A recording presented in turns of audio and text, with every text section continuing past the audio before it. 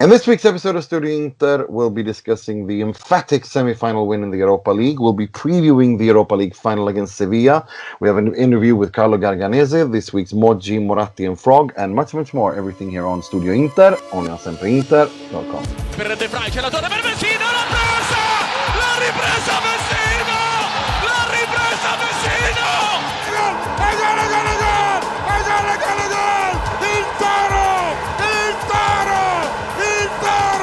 Il tiro! Samir!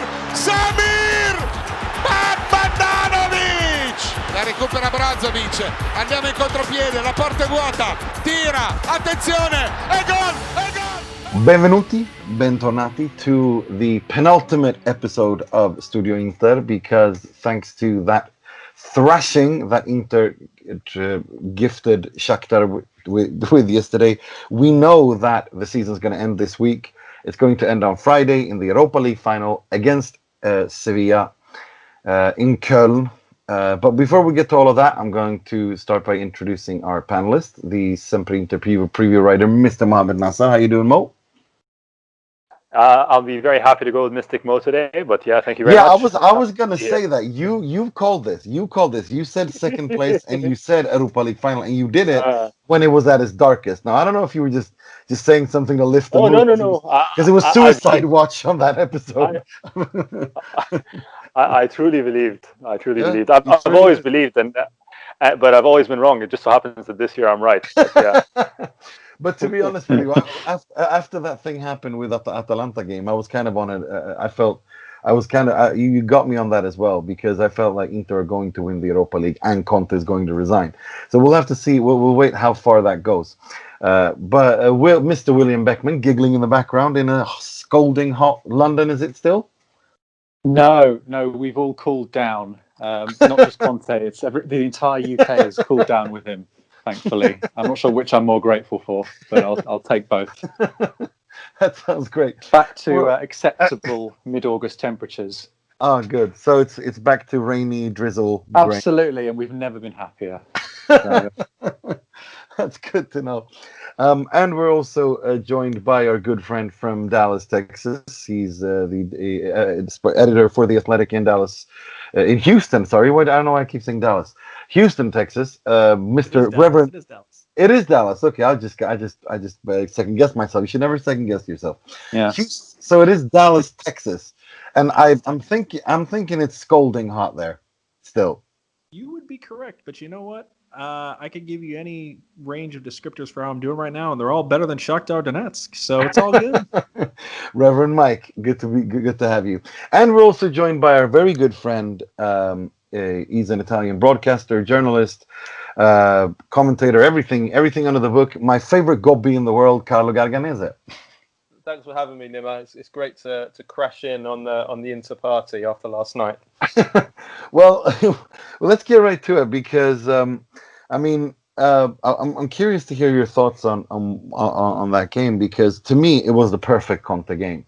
It was his best game since he took over. I mean, he as you always say, that when he has a week to prepare for games, he's almost unbeatable, because he's so meticulous to the point of a little bit OCD-ish, in the sense that he reads and he gets everyone prepared until everything and on everything. And Inter were super prepared again, as they were against Getafe, as they were against Bayer Leverkusen, and they were super prepared against Shakhtar Donetsk, and they completely mopped the floor with them. It was a different approach. I loved it, being a fan of Italian football and the old style Italian football of playing with your brain. And to your strengths and to the opponent's weaknesses, neutralizing them. But I'm keen to hear how you read the game. Did you feel that this was, what do you think of this? Do you think that this was a terrorist ball, or catenaccio and death to football and all that nonsense, or did you enjoy this? No, I thought that they were comfortably the better team from the first whistle to the last whistle. I mean, Shakhtar had one chance really in the whole game, when at 1-0 in the second half, just before the D'Ambrosio scored the second goal, when the cross come in from the left, headed it straight at Handanovic, and that's it really. That's all that Shakhtar created. I thought that Inter were not as aggressive as they were against Leverkusen. But I think that Conte, he did his homework obviously on Shakhtar, and yeah, it was. I can see your point. It was a little bit of the old Italian school, a little bit in the first half, I think, but it was so comfortable for Inter, yeah, that for period. sure. Even though Shakhtar had even though they had all the possession. They never looked like hurting Inter. So it was a great game, dominant match, and as I said to you before, I go, never bet against Conte when he's got a week to prepare. It's a guaranteed win. Sure is, and that was what a way they did. I mean, Inter were in control from start to finish, as he's saying. It never really felt like the game was at threat or at peril or even balance. It just felt like it was a controlled performance from start to finish. Mo, did you have a question for Carlo? We need to talk about this because you guys had a semi-Twitter beef going on. No, you didn't.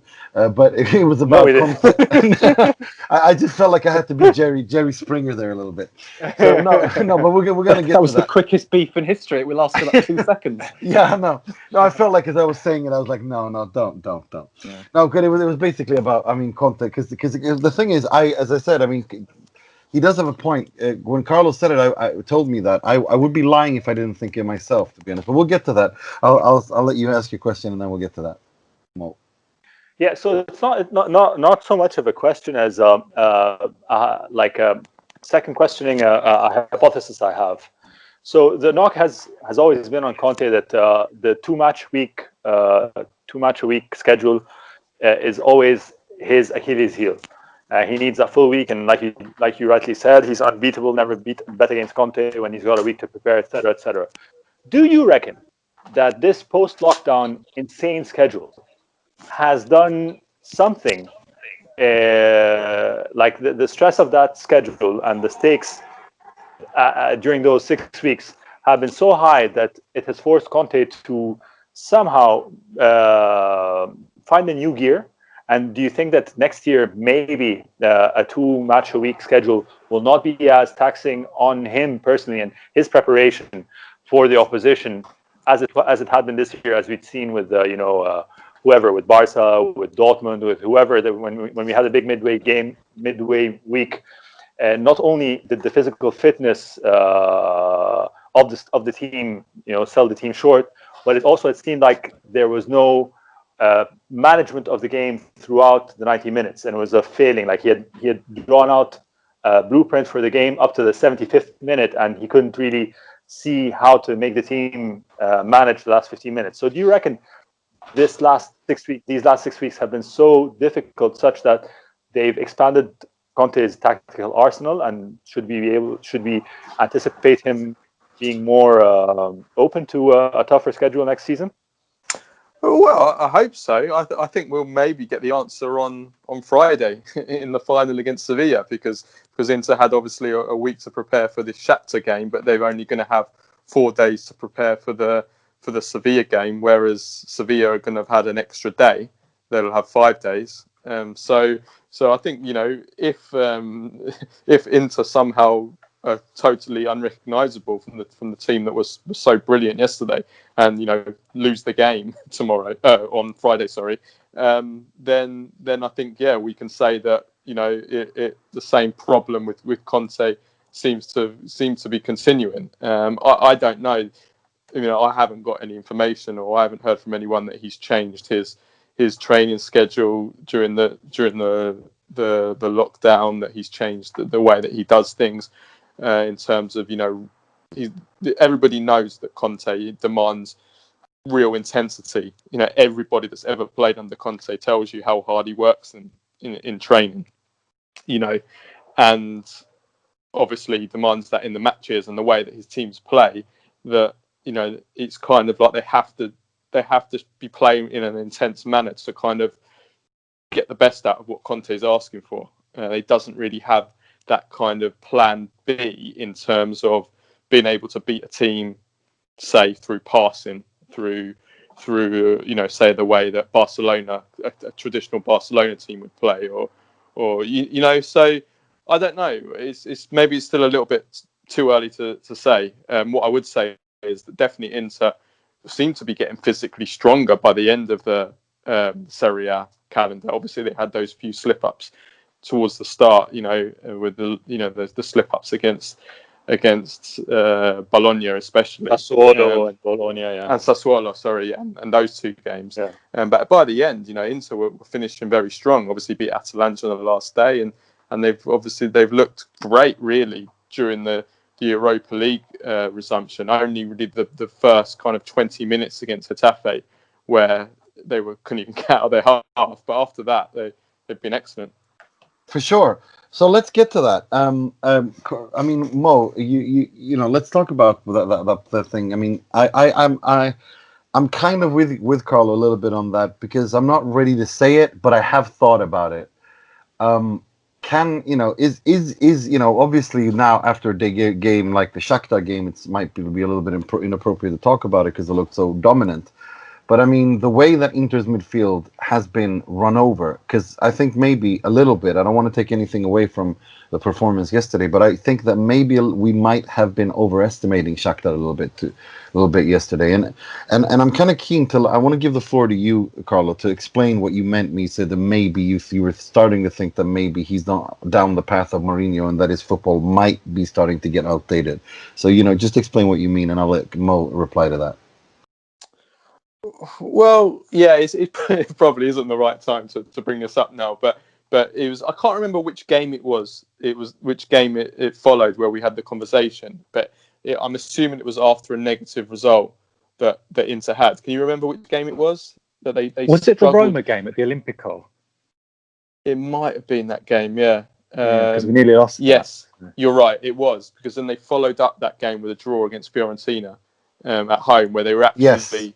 They were actually unlucky in that game against Fiorentina. They actually played pretty well and created a lot of chances. And then since then, they've won every single game, haven't they? So yeah, good job. I didn't come out and say it. I mean, there was a thought process behind it. It wasn't like you were just. I mean, you did present like some really interesting arguments, and it's something that's been growing that you thought about for a long time. And I kind of Well, first of all, I've been saying it for. I think I first said it in 2016 that I consider Jose Mourinho to be completely outdated, and he's someone that I have massive respect for and consider him one of the greatest coaches of all time for everything that he's achieved. Multiple teams and different leagues, and he's fantastic. But Jose Mourinho plays the same football now that he played in 2005. It's not progressive. It's not. The teams still defend deep. It's still pretty counter-attacking. It's quite rigid. The players hold their same positions all the time. My concern was that obviously Conte, if there's any coach that he's quite comparable to, certainly when Conte was bursting onto the scene, he was always labelled as the Italian Mourinho. And there are a lot of comparisons, obviously his outbursts his public outbursts and the way that he's a real hard taskmaster and there definitely are comparisons there. So the question marks I was having was Inter, and I think this is a problem that Conte's had his whole career, like his midfield. And I think Inter have got an outstanding midfield, even now, even when Gagliardini's playing. But if you consider Sensi, Brozovic, Barella, for me, that's the best midfield in Serie A. Those three, best central midfield in Serie A. Yet, if you actually look at the number of games this season that Inter have been and I know it's probably partly a tactic, but the number of games that Inter have been dominated in midfield, they've had the game dictated by the opposition, and I mean you can go through, and I checked it out. You can go through and have a look at all the big matches that Inter played this season. So the games against Juventus, the games against against Barcelona, against Borussia Dortmund, and the other top sides in Serie A. And the percentage of games that the opposition have had more possession than them and have dictated the games is scary, and it shouldn't happen when you've got a midfield, a central midfield is outstanding, as Inter have, and a team as impressive as Inter have. So that was kind of one red flag for me, because I feel that, you know, a team with a midfield as strong as that should be taking the game to the opposition more, should be controlling territory more, should be dominating more. And really, that is kind of like the future of football, or is the present of football, that we're seeing the teams that kind of take it to the opposition are the teams that are the most successful at the moment. I think we've seen that in the Champions League this season, with the exception of maybe Lyon. So yeah, that was probably the one big red flag for me. But to be fair, I think we've seen from Inter in the last few games that tactically we're seeing some positional play, because the system beats the old Italian school now. I know we saw a little bit of it yesterday from Antonio Conte, but positional play, and there's an Italian word for it. I think Mo, you said it, used the term before, and I'm forgetting what the term is in Italian football. But positional play, the system-based football, system-based formations are what are dominating at the moment. You know, Jurgen Klopp is a perfect example. Gasperini is another. Roberto De Zerbi plays that kind of football as well. Conte is not really, that isn't his style. You know, he's got a little bit of the old school in him. But having said that, I think he's shown us, certainly since the Roma game, but definitely in this Europa League knockout stage, finals tournament, that he is evolving. I find it very interesting the way that he lets Handanovic have the ball and he waits for the opposition, almost for them to press Handanovic before Handanovic releases the ball. And I was studying it closely yesterday, and I found that very, very interesting. And it's like Shakhtar knew, and Shakhtar were almost refusing to press Handanovic, because they knew that as soon as they pressed him, Inter were going to find a way out. And I think those kind of things, those are things that Conte's clearly been evolving, the way that he trains the players. And so maybe it is a little bit unfair. And like I said, it's not something that I agree on. I just feel that Conte maybe needs to evolve in a few certain areas of his game. And, you know, we'll see how he does against the bigger teams, because at the end of the day, it was only Shakhtar and all these teams that Inter have played in the Europa League. They're not elite teams, you know. So let's not get too carried away by that. But at the same time, you know, I'm not ready to say, I'm definitely not saying Conte is outdated. I'm just saying that maybe he needs to evolve a little bit, little parts of his game, if Inter are going to, you know, challenge the very best teams next season. For sure. That's a really interesting point. Will, did you have a question for Carlo? I did, yes. I was going to ask about the way that Inter got better throughout the tournament with these performances, but I think we've already discussed that. So I'm going to say something that's kind of a follow-on from that. I felt in the second half of the league season that maybe not every member of that dressing room necessarily believed that they could topple Juventus this season and go on and win the league. Whereas this Europa League campaign has been a really pleasant, I think, upshift in terms of mentality and in terms of design, in terms of just the overall image of the team. So I'm just wondering, Carl, do you think this Europa League run sets Inter up better to go and maybe win the league next season? You know, is this string of good performances just because Conte's had time to prepare the matches, and, you know, it's the end of the season and maybe other teams are tired because it's been a long season? Or do you think there's been sort of genuine progress and improvement, both in terms of mentality, in terms of the football, that can be carried into a full league campaign with obviously lots of different competitions going on at the same time? Yeah, brilliant question, and I think I totally agree with you. I think it's great for the mentality.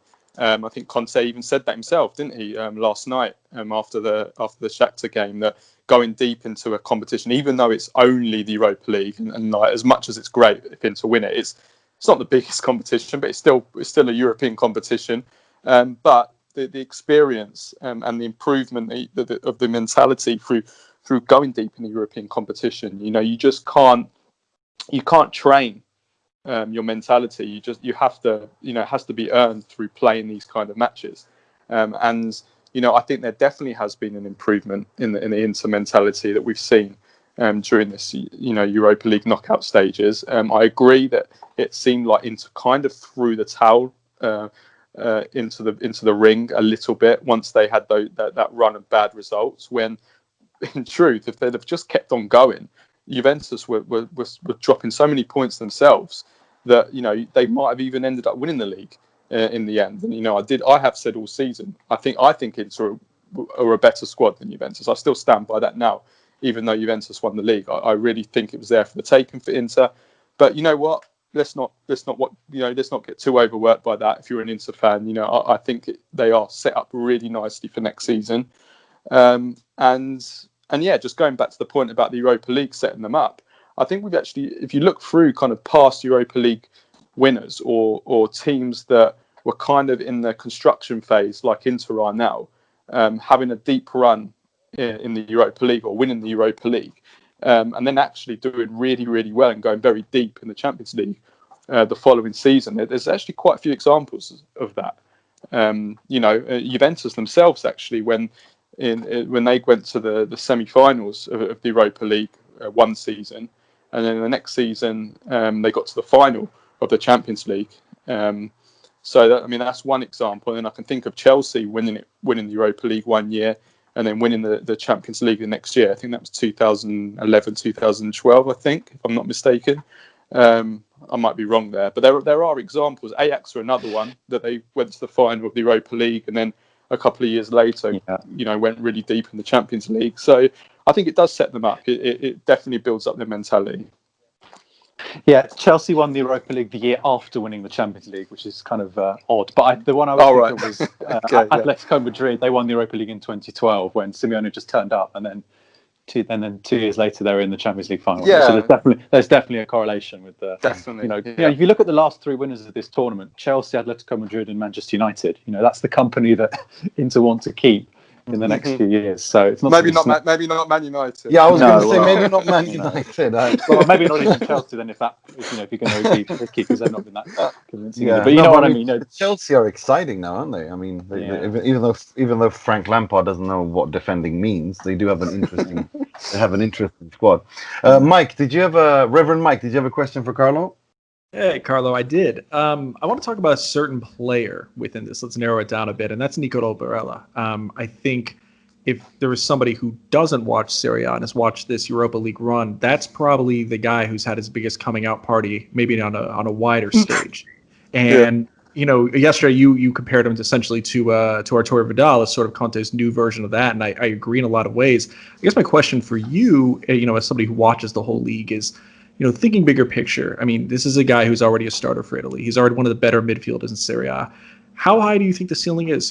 He's going to be starting for Italy for a long time, but there's a difference between a guy who does that versus on a national team that's, what Italy has been a lot of the time since 2006 versus a guy who can start in a national team that really has ambitions to win something, which, looking at the current setup now, there's hope that maybe Italy can get back to that in a little bit. In short, do you think that this is somebody who is on the path towards becoming a true world-class midfielder, and what does it take for him to sort of reach that isn't at his game yet?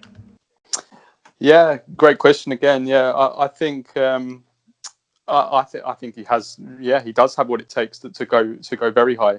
I think the thing is with Barella is every great team needs a player like him in their midfield, because if you think of it logically, every team needs a central midfielder who can be more of a creative type that can dictate the play, like a Brozovic or like a Pirlo or that kind of player that can control the midfield and dictate the game. But every midfield also needs a runner. They need someone that can be a box to box, that can cover the yards, that can put tackles in. And it's not easy to find both of those types of players, and especially very difficult to find a player like Barella. I mean, Juventus have never replaced Arturo Vidal, never. Since they've lost him, that they have not had a player since then. And that's how rare it is to find a player like that. There's very few of them in Europe, and I don't know if I've ever seen a player. Is there another player out in Europe that runs as much as Barella? I mean, the guy just never stops running. He's got so much energy.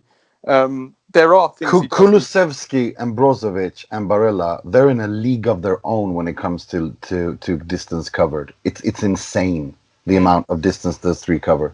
Sorry, I just had to say that because it's like yeah, absolutely. Kulusevski definitely growing. Brozovic, I haven't looked at the stats. He doesn't come across. The stats are there. I know he doesn't. Yeah, he doesn't come across the same. Yeah, I know he doesn't take sprints as much, but he never. Yeah, he sprints much. Absolutely, I think you've got it in one there. He's a sprinter. Barella. I mean, he's. I'm a huge fan of him. But I do think there are parts of his game he does need to improve. He maybe his short passing game occasionally gives the ball. Even last night, actually, he gave it away a few times. Silly little passes here and there where he gave it away, which okay, a game like yesterday, not too much of a big deal. But when you play against one of the real top teams, if Inter were playing against Bayern, which they may do in the Super Cup in a few weeks, you can't give away those passes. You give away a little ball like that, and then suddenly a world-class team breaks on you, and it could be that's it. They've got a goal. So I think he definitely needs to improve maybe a little bit his short passing game, especially as coming back to my previous point about I feel that Inter should be dominating the midfield and keeping the ball better, especially against the big teams. That is obviously part of it, as well as maybe Conte not being the best manager at imposing that on his teams. Definitely, if you've got midfielders that never give the ball away every single time they get it, then that helps as well. So yeah, I would say that he needs to improve. In terms of goal scoring, I mean, he's chipping in with a few goals and a few assists. I mean, you've seen that in this Europa League knockout. So I think he's definitely improving on that front. He gets in the box. I think he's great. I mean, I know the Italian media comparing him to Marco Tardelli, who which is not another great comparison as well. So yeah, I like him. I really like him. I think he's definitely on the right path, and he's got great mentality as well. You can tell he's got that grinta. He's got that winning mentality that he doesn't get affected, and that's really important in a player. He's very much a Conte player. As for maybe 2 or 3 yellow cards less per season. Yeah, I mean, Christian Eriksen said it the best. He says every time he goes into a challenge, he has a heart attack and thinks he's going to get sent off, isn't he? So it's like, yeah, and I completely understand because he does look a little bit unpolished when he does it. But he's very. That says a lot about Eriksen as well. Yeah. if Barella is Conte's new Vidal, does that mean that Conte's going to stop looking for actual Vidal and can get on with other transfers? One can only pray, can't we? We can only hope and pray, because I do not want to see Arturo Vidal at this stage in his career anywhere near Appiano Gentile, because it's just any transfer that involves Inter bailing Barcelona out of a problem. Yes, is a red flag. Yes. The only player we're bailing them out with is Lionel Messi, and that's just to mess with them. It's just to mess with their heads and really. I'd like to know. I would like to know. I've got a question for all of you guys. Yeah. Do you all want Messi or not? Mo, do you want Messi go first. Go first, Mo. Absolutely. Me, absolutely no way. No desire to see him anywhere near the Conte project. I think he's completely incongruent with the Conte project. So you believe in one of the two. I think one of the best things about the winning era is that we moved past the Moratti era, where signings are made for their own sake, and it just doesn't work. So I might have to eat my words next season, because anyone who puts on an Inter jersey I fall in love with anyway. I've always hated Alexis Sanchez, and now he's one of my favorite players. But at this point in time, I would so hope not for that transfer not to happen. Will, where are you on this?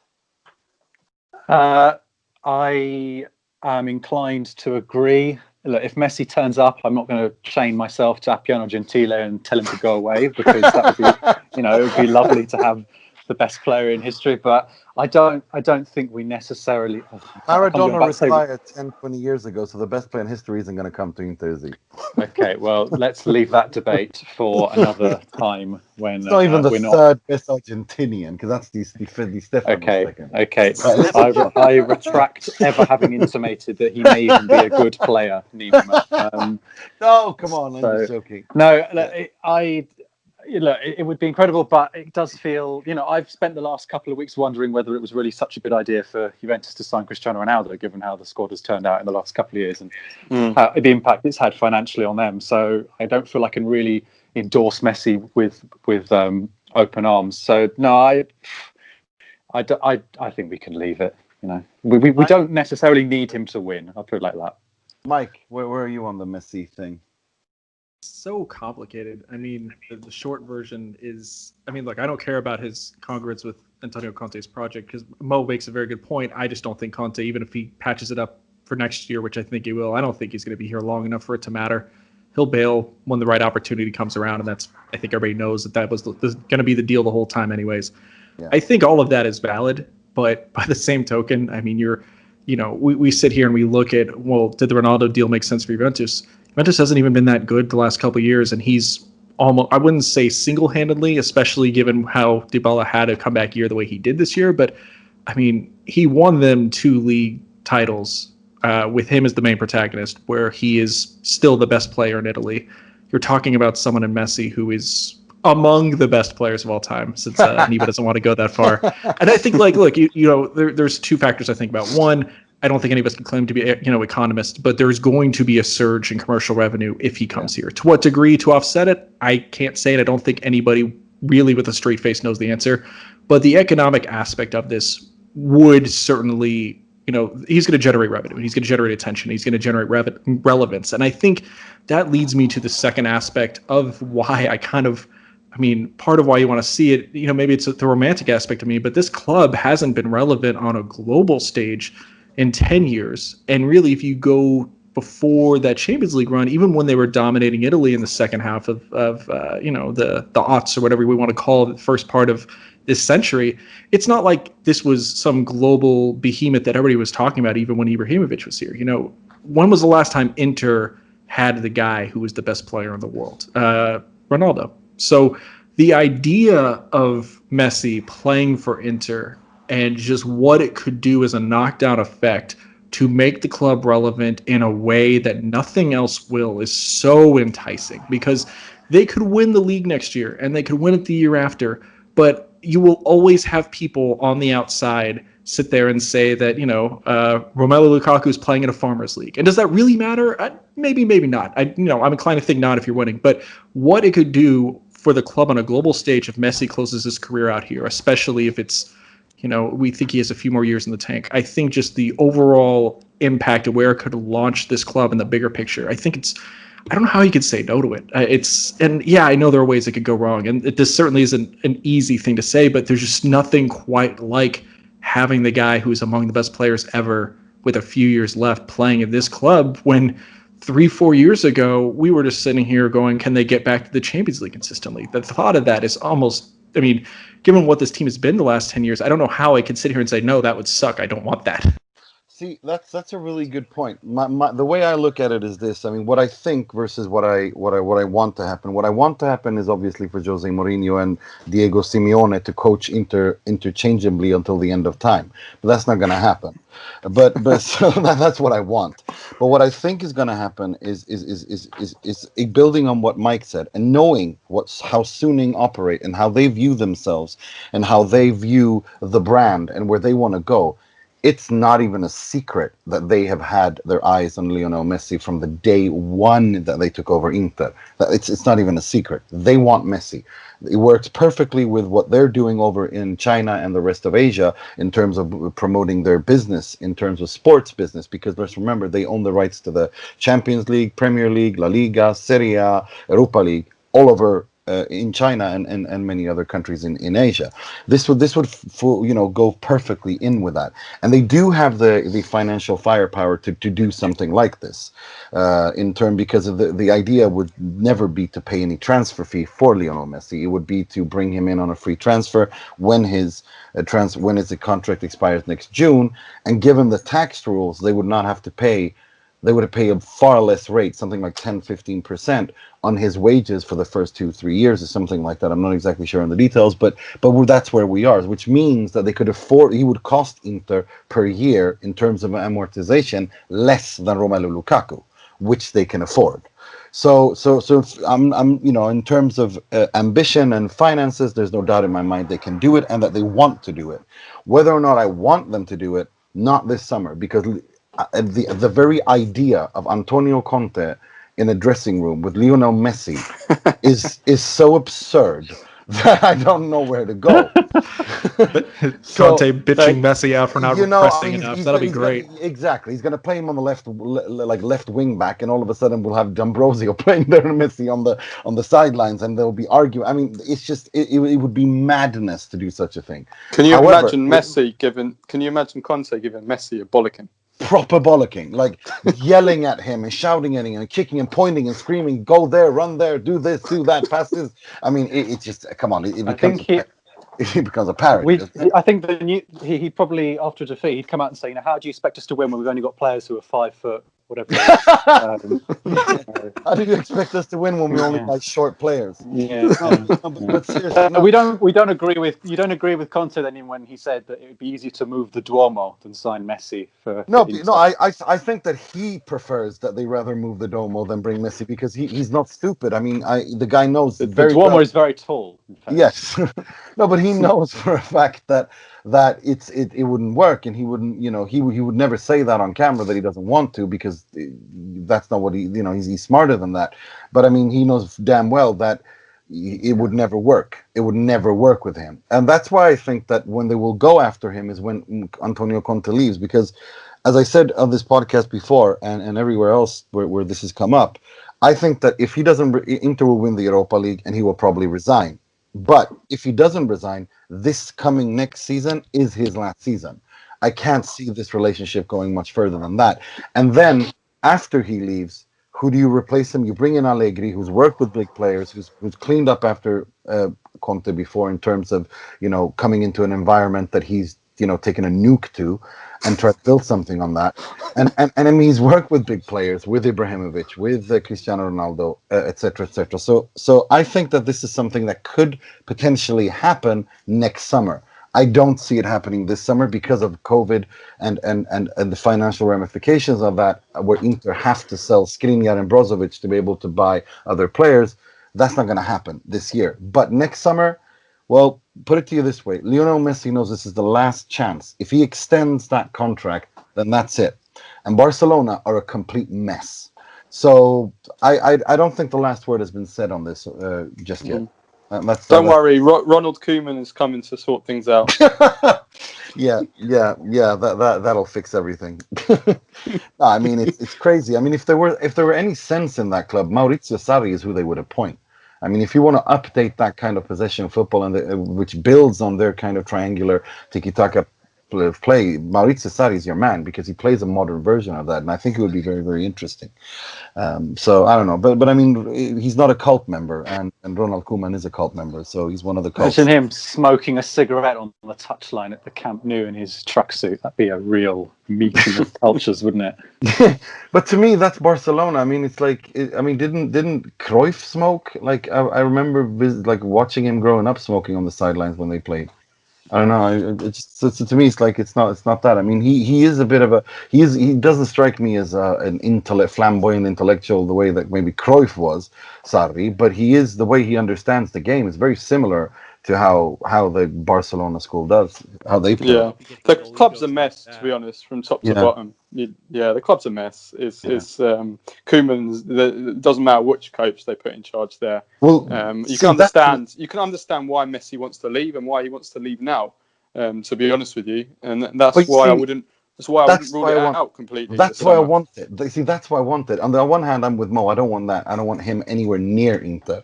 But at the same time, a part of me, given my deep-rooted disdain and hatred of FC Barcelona and everything they stand for, nothing would make me happier, like a pig in shit, than seeing them take Lionel Messi for free from FC Barcelona and leaving them with Arturo Vidal and Luis Suarez to play with. Like that, and basically saying, Lautaro, you wanted Messi? Here's Messi. Like that is BDE. I mean, I'll be honest, from the non-Inter angle, from the non-Inter point of view, I would love to see it happen. But I'm talking more from a point of view of the league, because I think what it would do to Serie A on a global level, the image, you'd have the whole Ronaldo versus Messi rivalry as well.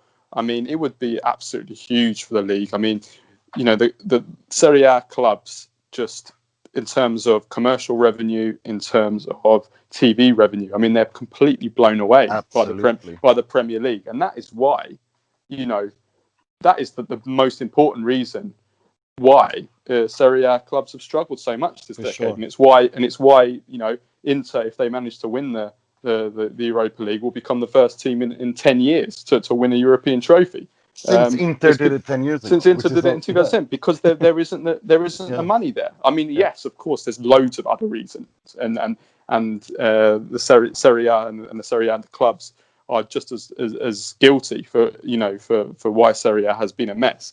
But at the end of the day, it comes down to money, and the exposure of having Messi in the league and how he would attract players to the league and coaches and the TV contracts would go up and sponsorship and it would be absolutely fantastic. Where he would fit into this Inter team, especially under Conte, I have no idea, because how do you fit in Lautaro, Lukaku and Messi in the same team? I have no idea. I'm not sure it's possible, to be honest with you. But you know what? I don't care, because I would love to see. I would love to see it happen. Do I think it's going to happen? Probably not. I think he'll probably end up staying. Yeah, that's where I am as well. Thanks a lot, man. Thanks so much for coming on, Carlo. Thank you. Good to have you on. If people want to follow you on Twitter, give us your handle, and if you got something to plug, then go right ahead. The floor is yours. Yeah, at Carlo Garganese, you can follow all my stuff on there, and there will be something coming in the next week or two to watch out for, but I can't give it away yet. Well, we're looking forward to that, he said, knowing what it is. What? Right. Thanks, guys. So bye-bye. Thanks. Take care.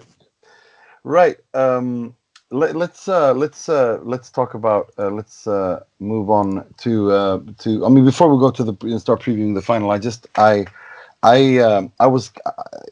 I gotta admit, and it's so typical, because after this has been a process for me. Conte's been a really long, difficult process for me, but I'm really what I saw yesterday and what I've seen these past few weeks with the way that Inter play, the way that he's got this team dying for him and each other, the harmony, the tactical lineup and setup, the movement of ball between the lines. I'm in love. I'm totally in love with this Inter, with his Inter and his way of playing. And I really hope he stays next season. I really do. I'm fully on that. I mean, yesterday, that first half, when we had 37% of the ball, and the way that Inter controlled that game completely, I've not been this happy in ages. It was beautiful to watch. And that's what I want Inter to do, to play controlled with their brains. And also not just intensity, because Inter barely had any intensity yesterday. And to me, that shows once again that when he wants to, when he's calm and he's in a good place, and I don't know, he's eating his meds or whatever, he's actually really, really good he's very tactically flexible and takes on games really well, and isn't this hammer that can just play in one way. And that's good, because it means that he's more pragmatic than he would like to maybe admit even himself. But that doesn't matter, because at Inter, that's a good thing, and that results in wins. Where are you, Mike, on this? Well, I think, everything you say, I think, is true. But for me, yesterday wasn't even a tactical victory for Conte, as much as it just was a credit essentially to his man management. I mean, if you really want to boil down what he Donetsk enough rope to hang themselves, and he was going to let them make mistakes and just trust that this team would pounce on it. And both Lautaro goals, and really even both of those chances he didn't convert early in the second half, are kind of a microcosm of that. All of that was generated by some error on Donetsk end, and Inter were clinical, put it away. And that's a genius move tactically. But think about what you have to do to pull that plan off. You have to be mentally engaged for 90 minutes. You have to trust in the process that this will work, that not only are the tactics correct, but that you and the other 10 men next to you will work together and execute this. that even though you won't be dictating the pace of the game in terms of possession, and we've seen Conte's teams, especially, I mean, there are not many games in the second half of the season, especially where Inter haven't won possession, and to willingly give it up the way they did, especially in the first half, but even in the second as well, saying, okay, we're not going to dictate the terms of this, and as far as how we've had the ball, but we are going to get the result when this all but get the results very emphatically. That's as much a mental victory and a sign of this team's growing toughness, and what Will was talking about with Carlo about just the growth that they've had mentally as it is tactically. And I mean, this is freaking Inter. Not only is this Inter, but this is, I mean, we could sit here and say that we haven't been able to do this for the better part of the last 10 years because that's true, but they couldn't even do this most of this season. I mean, they couldn't even do this during certain league games against minnows since the restart. And here is this, essentially knowing and fully confident in their abilities that we've got this, that we are going to get this done. And, maybe it's cheesy, but it's true. Teams have to learn how to win. That was something that Conte has talked about this season. That's something that players like Lukaku have talked about this season. You have to learn how to win. Yesterday was an example of the fact that they know how to win matches now. That isn't me saying they're certainly going to win on Friday against Sevilla, because that's a tough opponent in their element. But just the fact that they can take this game plan, which is a great tactical masterclass by Conte, but mentally it shows how he's built this squad up over the course of the year. And it does make me excited for a second season of this. And I do think whatever my wishy-washy just might have been about Conte coming back before, I do think he's coming back because he smells blood in the water with Pirlo managing Juventus. Yes. I don't think he's walking away now. But, that makes me even more excited to see what this team could do with a full year of this, because they're ready to win now. And that, for me, more than even the tactical masterclass he put on, is the real sign of growth and the real takeaway from yesterday. Reverend Mike. That's why we call him Reverend Mike. Preach, brother. Right. Let's go to let's talk about the Sevilla game, because it's Tuesday. It's Tuesday, and it's less than 24 hours before the game even started. So I haven't really started to digest this, but Sevilla is as Mo alluded to before in previous episodes, it's going to be a difficult one. They're a good team. This is the one where Inter can actually get away. But having said that, the way they play, and they have a few players who I absolutely admire. They have players that are just built to haunt us, like Ocampos and Suso and Banega, who I've always loved. One of my favorite players. They're a good team. They're a very, very good team. But I think that this is a team that suits Inter as well. Shakhtar try to play. They're a poor man's Sevilla, if you will, in a way. And I think that it will be tougher for sure, but it's going to be very interesting. I think they suit Inter like hell. What are your thoughts going into this, Mo? Because you were the ones raising the warning flags about Sevilla, and that you didn't think maybe that if there was one team you could avoid, it would be them. So what are your thoughts now that we're going to play them? Yeah, look, I thought they were the more difficult of the two potential semi-finalists we could have faced between them and Manchester United, and eventually, of course, they did win. And I think that Sevilla do possess certain attributes in terms of players, or certain attributes that certain players present that have been problematic for Inter. And I think Inter defensively have consistently shown two errors, or have consistently fallen into two traps all season long. One is the pacey wide forward that gets behind, and it was almost always inevitably Skriniar, runs behind Skriniar, cuts the ball back or crosses the ball back, and then someone is there unmarked and scores. And the other is a midfielder that's not picked up, lying in that in between the lines between the midfield and the defense. I think with Godin in God mode, as he is at the moment, I think by and large, the first of the two errors that I've spoken about, which is Ocampos would really affect us with, would probably be under control for the most part. My concern is with Banega and Suso. Banega, although a winger, as we know very well from his days at Milan, he loves to cut in on his left foot from the right flank and shoot, occupying that part between Young and Gagliardini. And then Banega if he sneakily runs into that bit in the middle, it would cause us problem. But I think this is what Conte does. This is what he does, and what he does best is plan for these micro situations. Yes. I think man for man and form for form, and across almost all attributes, we're a better team. And I said this. I said that I think mentally the bigger hurdle was the semi-final, kind of like in the Champions League against Barcelona in 2010, where the game against Bayern was a bit of a foregone conclusion.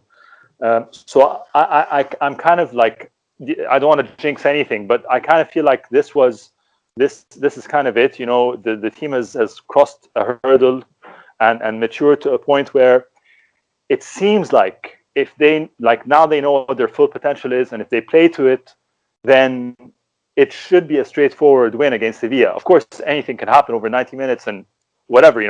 Bono could have that ridiculous performance as he did against United, and keep us at bay for the full 90 minutes and not being able to score. So anything can happen. But I think having seen what you've seen yesterday, and knowing the sort of threats that the micro threats that Sevilla can pose, and knowing how Conte can plan against those, I think if Inter play to their best ability, it should be a straightforward win. It should be Inter versus whoever, a Fiorentina. I don't want to say a Sassuolo, but it should be an Inter versus a lower mid-table team. Okay. What about you, Will? Do you agree with that assessment? Yeah, I mean, it's a very difficult match. I agree that of the two semi-finalists, I'd probably have preferred to have a go against Manchester United, although they probably have better individuals up front. I think they're less of a coherent unit. They don't have the nous that Sevilla have in this competition. 5 finals in this competition, 5 wins. So this would be a first if they were to lose the Europa League final. 20 games unbeaten, won 8 of their last 9 if you include the end of their Liga season. So in a tournament like this, it makes sense that every round you go through, you get a slightly tougher opponent than the one you had before. And it doesn't always happen, but it certainly happened here. Getafe, Bayer Leverkusen, Shakhtar, and Sevilla. So this is definitely the hardest team that we've played, as it should be. They're an annoying team because, as you said, they didn't dominate against Manchester United in the semi-final, but even when they were on the back foot, they stayed together and regrouped. They have a lot of talented players, very Spanish kind of team. So I suspect that we may have another game where Inter don't see the majority of the ball. Very dangerous in wide areas with the fullbacks in particular, who've been really impressive. Jesus Navas and Region, who Napoli and a lot of Premier League teams are chasing. So the wide areas are going to be a difficult area. And Conte will have to prepare that very well. We'll need a very good version of Sant Danilo on that right wing, if indeed he plays, and Young on the other side. The midfielders will have to be capable of getting out there and giving them a hand whenever necessary. So it's a 50-50 match, I think. Obviously, it's a final, so anything can happen. But yeah, I think at this point we have to be confident going into it, because the fact of the matter is we've got better every single game in this tournament, and that's despite the fact that the opponents have got better. We've been more convincing with each round. So in terms of Inter's approach to the match, I'm not that worried that it'll be a sort of a damp squib of performance. I think that we've shown enough in the last few matches to suggest that we're ready to play a European final, and that's not something I was expecting to say this season. So that's very encouraging. A lot at stake as well here. First trophy in 9 years, pot 1 in the Champions League draw next season, Super Cup, the Club World Cup in 2021. This is a huge crossroads for Inter. Doesn't mean that if we lose, then the season has been a failure and there's nothing to build on. I think it was Liverpool lost the final to Sevilla in 2016, and they ended up a couple of years later being in the Champions League final. So this is still a result in itself. But if we win this match, we take a big jump. This is, and it's a bit of it's sort of like a domino effect. Even financially, everything starts falling into place. We know how modern football is structured, and we may not like it, but the more you win, the more you get rich, and the more privileges you get. So, we may not like it, but this is if it happens to us, then that would be fantastic. So I don't want to make anyone nervous, but this is this is potentially the start of something very, very important if Inter were to win this game. I think I close. just want to ask you something about the Club World Cup there, because there's been a little bit of a question. How do you think? Why do you think Inter will play there if they win the Europa League? Can you just elaborate on that? Because I know we're going to get questions on that. Well, I'm going to defer to Fulvio because I don't actually know the details. I know that he was talking about the fact that we'd be in it. So I know the Club World Cup is changing. It's going to be in China in 2021, so it's not taking place this Christmas. But it's a new kind of expanded tournament. I think it's only going to be every 4 years. Yes, it is. You're right. I don't know the details. I know that there are 7 teams from Europe that get in, and I believe the winners of this year's Europa League would get into that. Okay, so I just took out the information because I've heard this as well, and I thought you had it. I didn't mean to put you on the spot. But well, you did. So congratulations. Sorry, no, I didn't mean to. I thought the thing is, it's going to be in 2021. It's going to be played every 4 years. It's going to have 24 teams, 31 matches, all UEFA Champions League winners, all UEFA Champions League runners-up, all Europa League winners, and Copa Libertadores winners from the 4 seasons up to and including the year of the event, with the remainder qualifying from the other 4 confederations. Yeah. And where's this tournament? It's in China. Can you imagine Suning bringing Inter to the World Cup in China? Where they play a tournament. I mean, they would, and they'd unveil Messi there. Like that's that's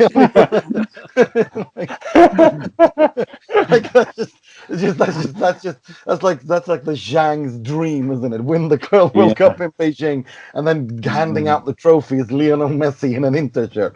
Like that's the only way they could make that any more of a. Anytime I think Club World Cup, I will never not think of Marco Materazzi getting furious at Rafa Benitez for not subbing him on so we could tattoo it on his body.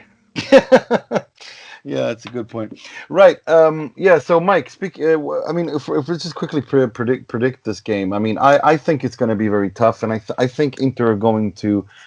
It's going to extra time, and I think Inter will win 2-1. What do you think, Mike? I'm going to say 1-0. What's interesting is that both Will and Mo highlighted, parts of Sevilla's squad. They didn't even highlight what for me is the best part, which is their center back tandem of Diego Carlos and Jules Koundé. Both are going to be sold for a lot more than what Sevilla bought. They're very stout at the back.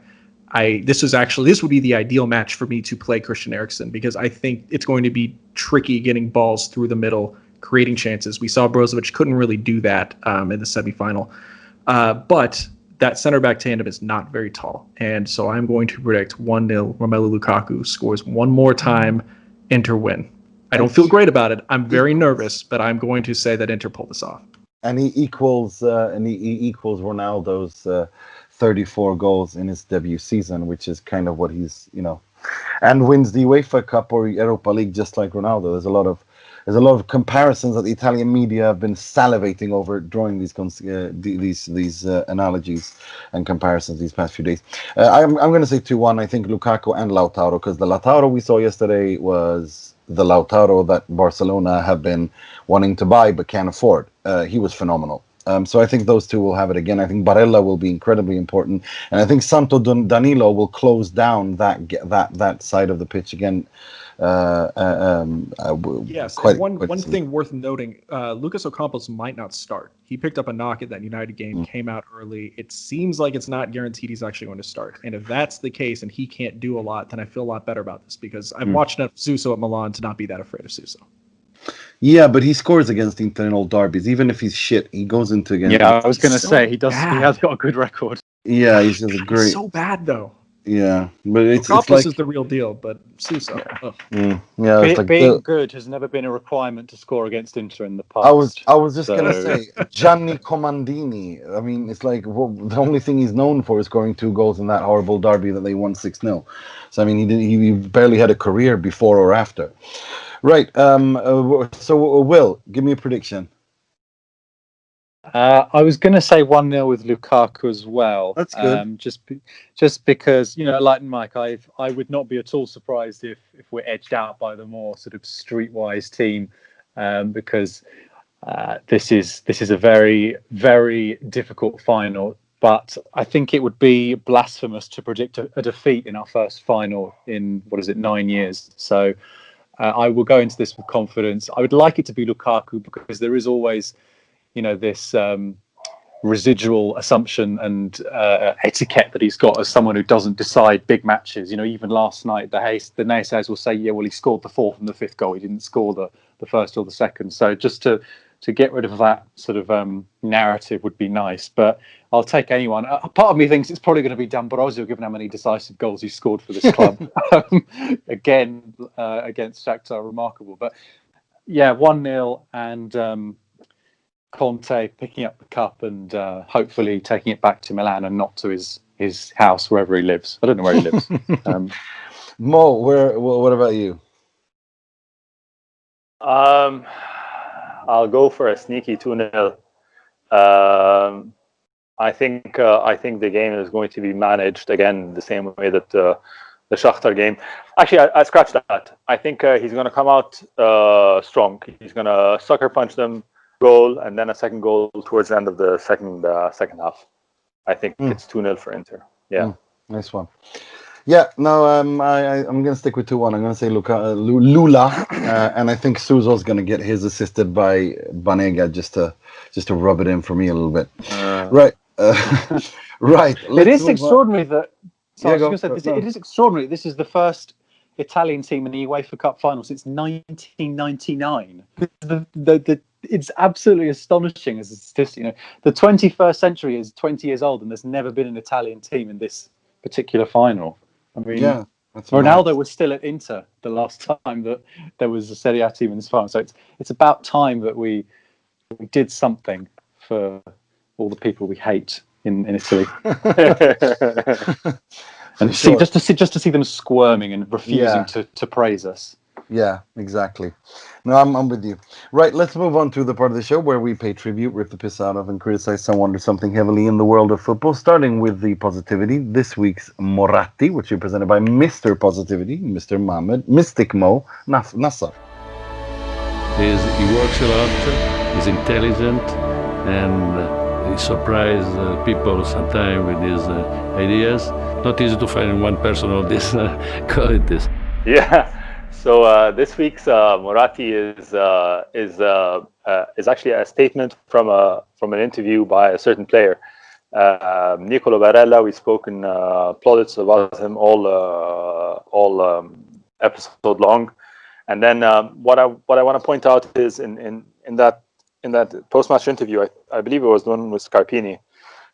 He was asked, just what he thinks of the game, etc., the final, and he said, we're in the beginning of a cycle, and it's obvious to the team that we're doing something special, and we're in the beginning of a cycle. And it really, like yesterday, really felt like this. It felt like, for me personally, anyway, it felt like there was a big mental hurdle that was crossed yesterday, and the team. I can't remember if it was Carlo or you, Nima. Someone earlier in the episode said that the team believes that they can, fulfill their potential. It's no longer a case of will they, but they will. They can reach those heights that are expected of them, and it's just fantastic to see a young player like Barella, who's shown nothing but fantastic performances since the lockdown. Verbalize that yesterday. So that's my Moratti of the week. A nice one. I have my Moratti of the week has to be Antonio Conte for the biggest. Who would have thought it? For the biggest nonsense. No, it's his absolute, like, what he said after the game had me on the floor. It's like when they asked him about his outbursts after the game against Atalanta, he goes, this is so good, I have to read up the quote. There we go. No, he says, when I criticize, I only mean it as a spur of the moment thing. It's not planned. I never mean to offend anyone. I'm not a very political person. I just say what I think there and there. And I always say it with the best intentions at heart. Right. I mean, that is like no. You're not buying that quite. You're buying his You're not buying his post-match comments. No, no. It's like no, Yeah, dude. No, dude. That was interesting. That is so far away from the truth as you can come. You did not just say it as a helpful, topic, as your thoughts in a debate, in a respectful debate. You went out there and you threw everyone under the bus, and that's what you do. But like, I just couldn't stop. On Barella, did you see him having a little go at Bastoni in the post-match interview? Yeah, that was very enjoyable. He was talking about how nice it was to be playing with players like Eriksen and Sen, and Bastoni sort of stood next to him and he's sort of pointing to say, "What? I'm one of them as well." And he's sort of going, "No, not Bastoni, but Eriksen." And it's very, very enjoyable. But apparently, I mean, according to Christian Eriksen, Barella, Biraghi, Bastoni, and who else was it? Apparently, they're a clique, and all they do is just argue and rip the piss out of each other. That's apparently that's like the clique. They're like a group of friends, and that's what they do. That's why Inter are renewing Biraghi's loan deal to keep the clique together. To keep the guys happy. That might be a reasonable explanation. Yeah, it's just weird seeing, delightfully weird that these guys seem to really like each other, and compared to how miserable everything was last year, it's just really fun to see people not hate each other all the time. Yeah. Icardi would have said that about Perisic, but he would have meant it. That's the difference. Right, let's move on to something much more comical. This week's Frog, which we presented by Mr. William Beckman. È clamoroso! Autogol di Ranocchia! Yeah, there's only one frog this week. It's one that we can all get behind. It can only be Barcelona. We've already spoken about them a lot this week, but they've been giving us all sorts of nonsense for the last 4 or 5 months with Lautaro Martinez, and they've got their just rewards now by suffering their heaviest defeat in Europe, or I think they're suffering their heaviest defeat in Europe ever, and conceding 8 goals for the first time since 1946. So I'm not a petty person, but I did very much enjoy the absolute nonsense that went on Friday evening. I think it was in Portugal. Very, very enjoyable as well to see our own little agent Philippe Coutinho scoring twice against them, despite being contracted to them. It was just all very, very enjoyable. I'm so happy. Barcelona are not the most popular club among Interisti. Amongst anyone who is in a Barcelona fan. They don't know how to win. They treat players in a different way to other clubs and get away with it. They think they're above everyone else, when in fact they've now become exactly what they used to mock Real Madrid for, just a mismatch of good players that don't have no sense being on the pitch together. And it's always nice when you see that one of the baddies get custard pied so dramatically like that. So custard pied and have their pants pulled down in front of the girl they're trying to kiss. Like it was a complete humiliation, wasn't it? Yeah. It was the most enjoyable European night I've had in quite a while. Me too. And I include all of Juventus strange. things in that. Yeah, Mo. Yeah, it's very strange because growing up, Barcelona had always been the good guy, right? With Ronaldo, with Rivaldo, with Romario, with whoever, like a laundry list of players. No Mexican club, no sponsor on the shirt. Yeah, it's just really, really likable team. They were the protagonists to Real's antagonists, and I don't know what happened. After I don't Guardiola came, and just ever since then they've become, for me personally, more and more unlikable with every passing season. It's crazy. It's the hypocrisy of them that drives me mad. I mean, at least back then there was some sort of they weren't properly hypocritical as much as they are now. So they're about as loved as the French are, I'd say right now. There's like everyone, no one likes them. The only people who like the French are the French, and even some of the French don't like the French. And it's the same with Barcelona.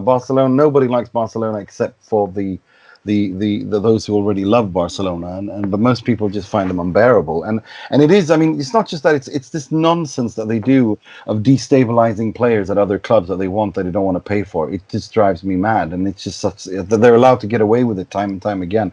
Real Madrid, Chelsea, all these other clubs, they get fined, they get banned, but Barcelona never get anything. And it's before I start speaking Spanish with a Portuguese accent and saying "por qué,"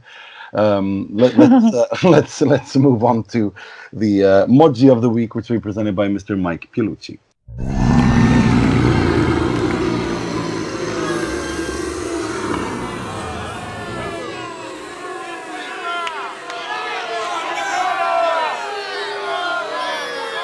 Kind of difficult to find something this week. This is good things are happening, guys.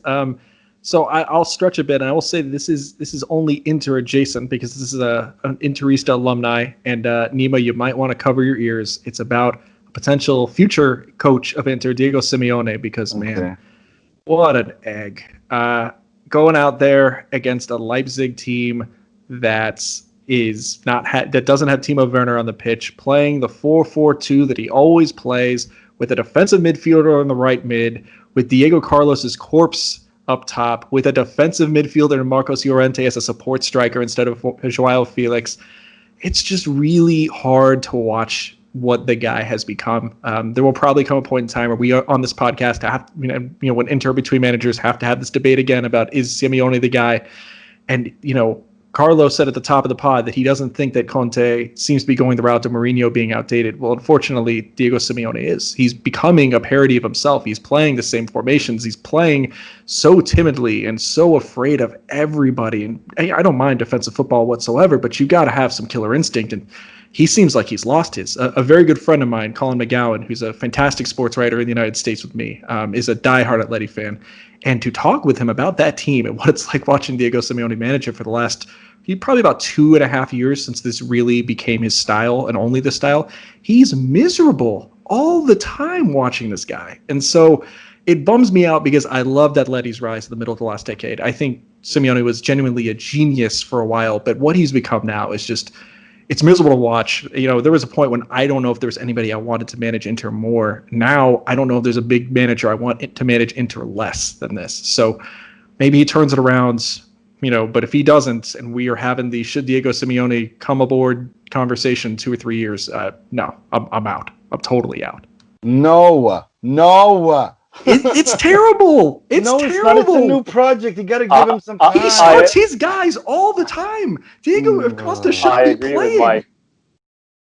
I agree with Mike. I agree with Mike completely. If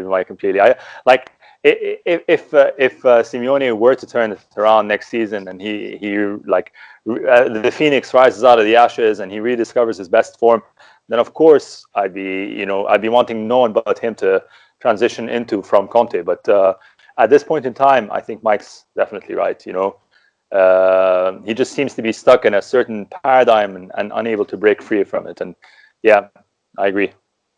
No, I'm not. I pray in the Church of Cholismo, and he is. You pray in the Church of 37% possession, as we discovered earlier in this podcast. Oh, it's so delicious! Score 5 goals with 30% one possession. It drives them insane. If they burn so much, and they just these betty Italian football, catenaccio. I love it. Absolutely love it. It doesn't make you scared though. That's the problem, right? You know what I'm talking about, Mo. I love it. I'm drinking this all day. I was purring like a cat after that second half. Like I was literally purring. I haven't purred when Inter played in a long while. Last time was Mourinho when they played whenever they played. The fact that they were just a mean team that was like, okay, here's the ball, bring it on, come on, I'm waiting. Oh, it was beautiful. None of this ridiculous triangular passing of dwarfs passing sideways. No, God, I can't deal with that. Oh, God. Let's not appreciate your dwarf. You presumably enjoyed Leon's job on Manchester City then. Oh, are you kidding me? It was beautiful. Rudi. The only problem with that is that obviously they're French, and I'm not a big fan of the French either. But I mean, so it doesn't matter. I mean, and Memphis Depay. If you ever were to make a list of footballers you want to punch in the face, I think he'd be in the top 2. But I mean, that's just that's a side discussion altogether. But no, I mean, I don't like this Guardiola, this tiki-taka triangular, let's pass the ball sideways, let's have 99% ball possession and pass it until the cows come home. It's not fun to watch, and I'm on the other side of on the ideological aisle completely, in the other side of the ideological spectrum on that. I love Mourinho. I love Mourinho. I love Trapattoni's, what Trapattoni did with throughout his entire career. Not a big fan of this Mesqueon Club and let's Harlem Globetrotters nonsense. I mean, the problem is just that Cholo manages scared now. Like Conte, you watched the team yesterday. There was a plan. If you watch what Simeone's been doing for a while now, even in a match, I mean, you can't go out there against a team like Leipzig that you have that much more talent than. And I mean, there's been some overhaul without Griezmann, but that midfield's been the same. And he runs them into the ground. He just trusts his guys. It's frustrating because I'm with you. Like, ideologically, he can by all means play that style of ball, but you got to do it with purpose, and you can't be afraid. And he looks like he's scared. I agree with you on that. I think he was scared because I think that he doesn't trust his team. I think the Thomas Lemar thing didn't pan out, and they spent a lot of money on it, and they're not a club that can spend a lot of money like that, and it turned out to be a complete disaster. So I think a lot of stuff like that. But I mean, I don't know. I think that it's a new project. I mean, he's rebuilding it again after having the Diego Costa thing and bringing them to 2 Champions League finals. I mean, I think he's going to take. And he said he wants to stay there for another 2-3 years. And I think that within next and the season after that, when he starts winning again and making them as unbeatable again, because I think they're missing maybe 1 or 2 pieces from that clicking again. And from him relaxing and trusting them. But I do agree with you, he does look scared. And he did look scared against Leipzig. He looked really, really like he didn't trust them. And that kind of nervousness kind of really, that goes into the team. I mean, compare that to Conte when he's confident as when he's insecure.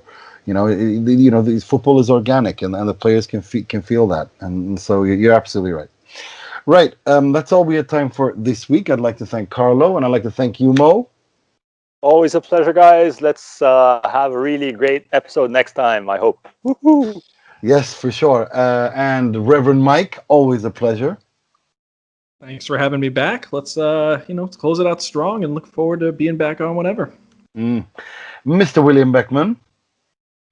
I just wanted to say, don't stress yourselves out too much this week, dear listener, because, the worst that can happen is, we lose a final. And as Juventus have taught us, you can lose a European final. It's okay. You can even lose it 7 times in a row. And you can still be a great club. So it's okay. The world will still be turning. La Champions League, tu non la vinci mai. Yeah. Beautiful. Right. That's all we... Oh my God, we're so obnoxious, aren't we? Love it. That's so. Until next week. I'm your host Nima Rutsari. Thanking all the panelists, thanking all of you listeners, everyone commenting. Please continue to comment, like, subscribe, give us ratings, as you are. We really love the feedback that we're getting. And until next time, may your week be wonderful, and may you all return to Studio Inter as Europa League champions. And sempre solo Forza Inter.